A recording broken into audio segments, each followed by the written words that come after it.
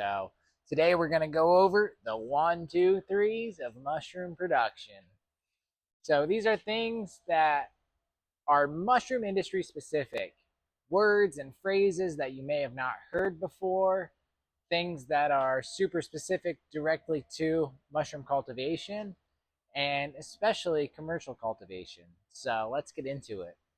So every single mushroom that is grown starts at a culture. So what a culture is, I'm gonna have to write on this little crappy spot here. A culture is a long-term storage type of device, let's say, for mycelium. So in our case, it would be master slants, master auger plates, and T1 auger plates. So what this is these are augers in either tubes or slants that are specifically meant for long-term storage. We then have our master plates, which are the transfer plates coming from the master slant. And then last but not least, we then have our T1s that are our first transfers from the master plate, which end up going to our grain bags, which grain is an important part, which we'll talk about here in a second. But so here we have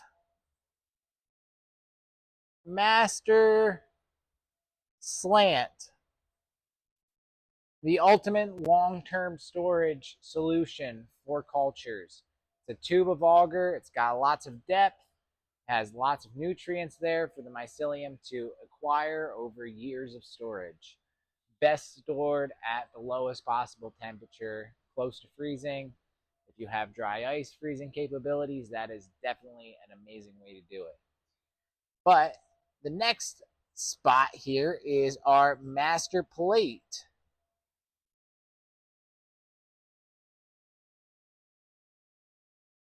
This is the first generation, let's say, from the master slant. And what this is this is a plate of auger, which is how most of our cultures are. When we ship you a culture in the mail, you'll be getting it on a 90 millimeter by 15 millimeter Petri dish.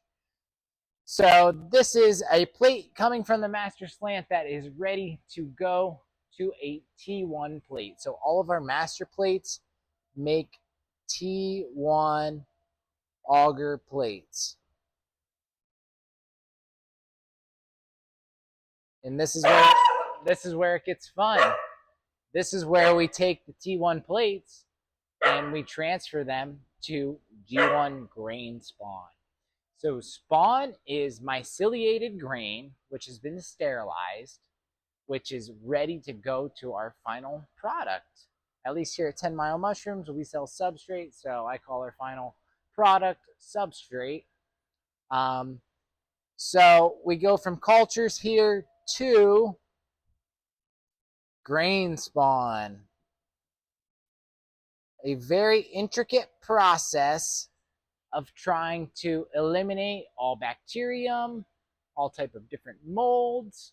The idea here is to give our mycelium nutrients so that when it goes to our final product, the grow blocks, our substrate, it is clean, there are no other contaminants available, and it is going to grow just pure mycelium. So grain spawn comes in two forms.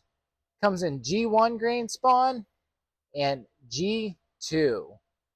So G1 are the small bags, or at least for us, they're smaller bags. Usually we do 2.5 pound bags. They're tinier. They're only able to hold that much grain. And more specifically, they have a 0.2 micron filter patch, which is a little bit different than the final bags that we're using in substrate production. So these patches allow for less, I guess not less gas exchange, but what they're doing is they're actually allowing not as small microbes to enter the filter patch. Mycelium, mushrooms in general, they are using oxygen just like us. So they're using oxygen that essentially we're breathing. They have the same type of dynamics happening with oxygen as we do. So they expel carbon dioxide. So these filter patches allow the mycelium to inhale oxygen, exhale carbon dioxide. So something specific on the farm as far as substrate production goes, we do monitor the carbon dioxide within the building because we want enough fresh air and oxygen in here for these blocks to grow properly, speedily, and cleanly. So we got our grain spawn here. That is probably the most important part of the whole process. From grain spawn, well, let me finish with grain spawn. So we start with G1, we go to G2s, which are larger bags, usually consisting of 5.5 to 6 pounds, which the idea is we're expanding the mycelial mass. So we're trying to take a couple wedges of auger from our T1 plate to expand it to 2.5 pounds of auger on our G1 plate or our G1 grain spawn, and then expanding that to 9 bags of G2 grain spawn. So essentially, that's why we call ourselves a mycelium farm. We are expanding mycelial mass from just a couple wedges of auger to thousands of pounds of mycelium, which will eventually grow couples of thousands of pounds of mushrooms.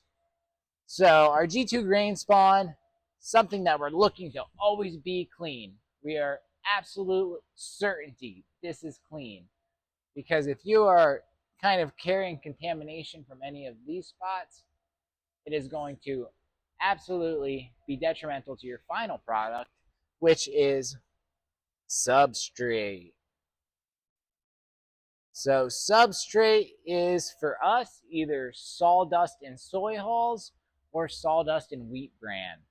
And substrate is the kind of the modal in which the mushrooms will fruit off of. So sawdust, soy hulls in a specialty 0.5 micron filter patch grow bag that allows for a little bit more gas exchange because we have usually a denser mass of mycelium trying to get oxygen. So these are more susceptible to pulling things in through the filter patch, meaning your facility needs to be clean, kept cleanly, and they're also more susceptible to just losing air out of the bags when shaking. Depends what kind of bags you use, but it's a common problem that I see a lot of farms have.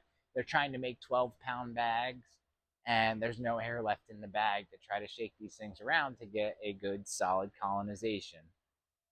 So substrate is the final stage before fruiting.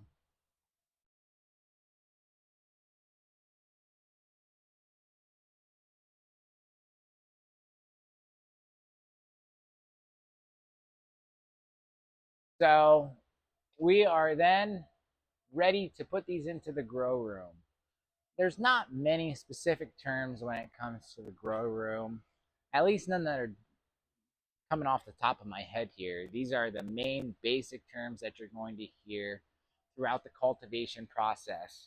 There may be some other terminology that you may get thrown around, including PC, which is pressure cooker. We have one sitting here right next to us. This is actually an autoclave, not a pressure cooker per se, but pressure cookers are common when you're searching on the internet. You're going to see a lot of people talking about PCs, pressure cookers. These are used to sterilize, not pasteurize, our cultures and grain spawn. A lot of farms are using pasteurization to do substrate. So those are two main differences you're going to want to put together in your brain. Sterilization is usually at 15 psi for X amount of time, depending on what type of substrate can be a universal term, what type of substrate you're growing on. At our farm, typically we just call substrate, but essentially anything mycelium is growing on can be referred to as substrate as well. So PC, pressure cooker, there's a difference between sterilization, pasteurization.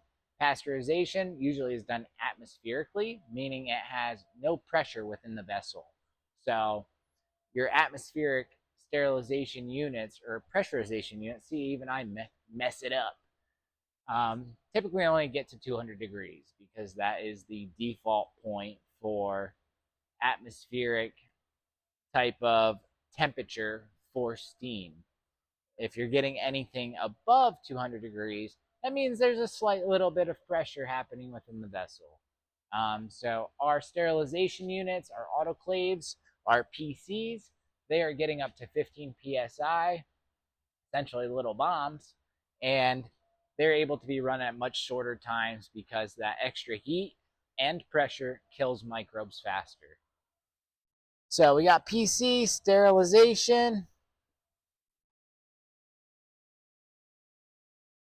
and pasteurization.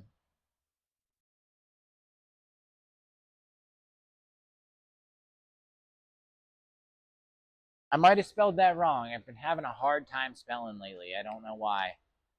You know, sometimes it do be like that. You got a lot of stuff going on up here. But any other questions, feel free to shoot us a text, give us a call, let me know if you have any questions. I'm here. I'm an open book.